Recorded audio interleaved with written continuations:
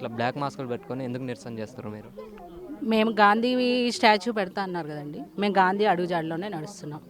మేము ఏ హింస చేయటానికి ఏదో మేము అహింసతో ఆయన మార్గంలోనే నడుస్తున్నాము. సైలెంట్ వార్ అంతే. దేని గురించి అసలు ఇది? మీరు 2 ఇయర్స్ నుంచి చూస్తున్నారు కదండి. రేవంత్ సారు ఈ హౌసెస్ బఫర్ జోను ఎఫ్టిఎల్ ఏందేందో చెప్తున్నారు. గాంధీ సరోవరు మారుస్తూ ఉన్నారు. మావి యాక్చువల్గా మాది డ్రీమ్ హోమ్స్ కాలనీ. మేము తీసుకున్నప్పుడు 9 మీటర్సే ఉంది బఫర్ జోన్. 9 మీటర్సే మేము 2030లో తీసుకున్నాం. బఫర్ జోన్ అప్పుడు 9 మీటర్సే ఉంది. ఆ తర్వాత ఇప్పుడు లేటెస్ట్గా దాన్ని 50 మీటర్స్ ఏది ఈయన చేసే మా గాంధీ సరోవర్ గురించి. కానీ మాకు ఎటువంటి ఇన్ఫర్మేషన్ కానీ ఏం లేదు.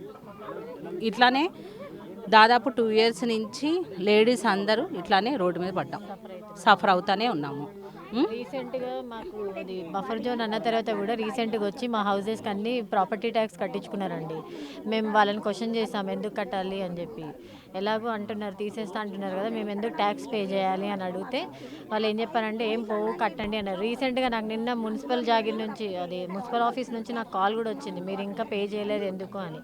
మరి తీస్తున్న తర్వాత ఏ సిస్టమ్ కరెక్ట్గా ఫాలో అవుతుందో ఒకసారి చెప్పండి.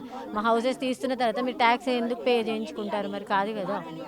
అయితే మాకు ఓన్లీ ఇన్ఫర్మేషన్ పేపర్స్ ద్వారా వస్తున్నాయి కానీ సార్ ఏ ఏ ఆఫీసర్ వచ్చి మా కాలనీ వరకు ఇప్పుడు వరకు సర్వే చేసింది లేదు, మాకు ఇన్ఫర్మేషన్ ఇచ్చింది లేదు. మొన్న ఓన్లీ పేపర్స్లో ఈనాడు పేపర్స్లో కొన్ని పేపర్స్లో వచ్చిన జీవోస్ని బట్టి మా నెంబర్ ఉంది, దాంట్లో 101 ఉంది.